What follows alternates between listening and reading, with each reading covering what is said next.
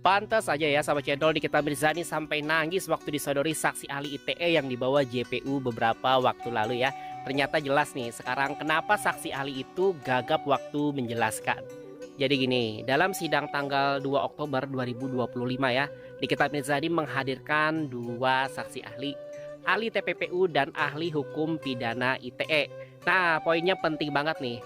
Adalah si ahli hukum pidana ITE ini langsung menjelaskan bahwa ada perbedaan mendasar ya antara ahli ITE biasa dengan ahli hukum pidana ITE. Bedanya apa sih gitu ya? Nah, jadi menurut keterangan ahli ya, ahli ITE biasa itu fokus pada aspek teknis, misalnya forensik digital, cara kerja sistem elektronik atau validitas data.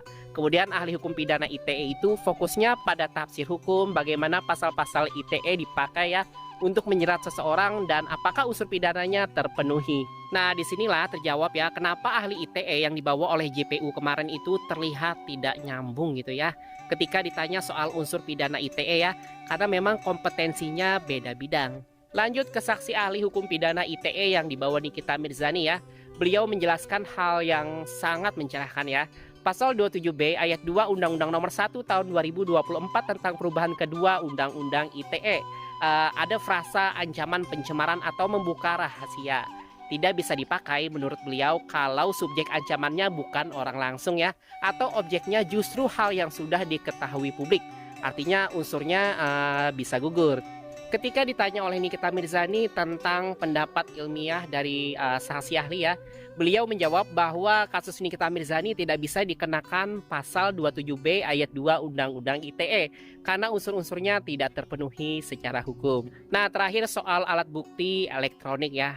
Jadi ahli menekankan bahwa keabsahan bukti digital itu bergantung pada cara memperolehnya. Jadi beliau bahkan menyinggung contoh nyata ya dari kasus Setia Novanto, di mana cara memperoleh rekaman menjadi sorotan utama. Jadi sahabat channel makin jelas ya kenapa perbedaan jenis saksi ahli itu penting banget ya di persidangan. Jadi sidang hari ini makin membuka mata kita ya bahwa hukum itu detail banget dan tafsir pasal tidak bisa asal comot. Nah, menurut netizen channel ya, secara pribadi kesaksian ahli hukum pidana ITE kali ini cukup kuat dan logis ya. Tinggal bagaimana majelis hakim menilai ya. Jangan kemana-mana, di part selanjutnya kita bakal ulas bareng-bareng saksi ahli TPPU yang juga dihadirkan oleh Nikita Mirzani.